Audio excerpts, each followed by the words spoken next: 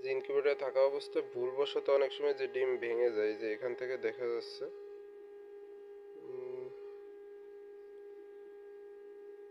দেখা যাচ্ছে না লাইটের কারণে।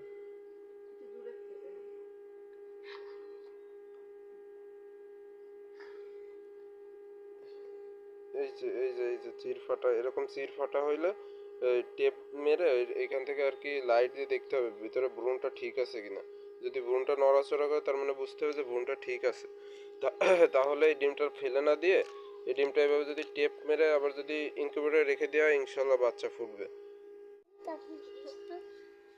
এরকম সেম এরকম আরেকটা আমার হাতে এই যে ফ্যানে এখানে ঘাই লেগে ফেটে গেছিল, ভুলবশত হাতের থেকে পড়ে গেছিল। এই যে এই ডিমটা, এই ডিমটা এখান থেকেই দেখা যাচ্ছে। এখান থেকে, এই যে এখান থেকে ফাটা, এটা ও প্রচুর পরিমাণে ফেটে গেছে।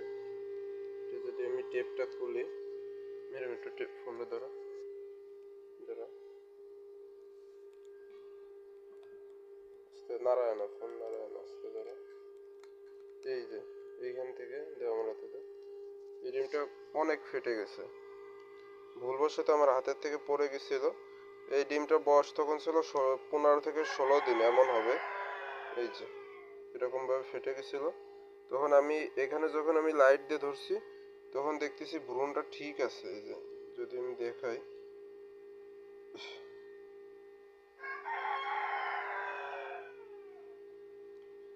ক্যামেরা স্পষ্ট বোঝা যাবে না, কিন্তু এই ভিতরে আমি যখন এইভাবে লাইটটা ধরছি তখন এই ডিমটা দেখতেছি কি ঠিক আছে। এর সাথে অন্য যে ডিমটা টাক লাগছিল ওইটা নষ্ট হয়ে গেছে, কিন্তু এটা ঠিক আছে।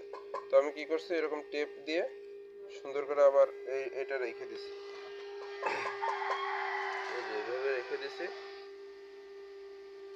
এইভাবে রেখে দিব, ইনশাল্লাহ ডিমটা ফুটে যাবে। এটা ছিল ইনকিউবেটরের ভিডিও।